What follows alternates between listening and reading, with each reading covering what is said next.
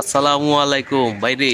আমি এখন রাস্তার কাছে বসে আছি, এই যে দেখেন এখানে একটা দোকান আছে, এই যে দেখেন বসে আছি। তো এখানে দেখেন একটি জিনিস দেখাই আপনাদেরকে, এই যে দেখছেন এইটা হচ্ছে কলার কুষা।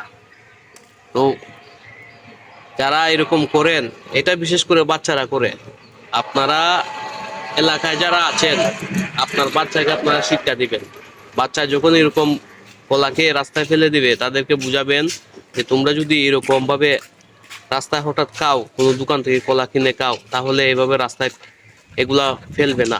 এগুলা থেকে মানুষ বড় ধরনের অ্যাক্সিডেন্ট হতে পারে একটা মানুষ রাস্তা দিয়ে যাচ্ছে, সে একটা এই কলার কুশাতে স্লিপ করে তার একটা বড় ধরনের দুর্ঘটনা করতে পারে। সবাই সবার বাচ্চা কাচ্চাকে এরকম শিক্ষা দেবেন যেন রাস্তায় কখনো যদি কলা খায় সেটাকে যেন রাস্তার ড্রেন আছে ড্রেনে ফেলে দেয়, অথবা কোনো জুপ জারে ফালায়।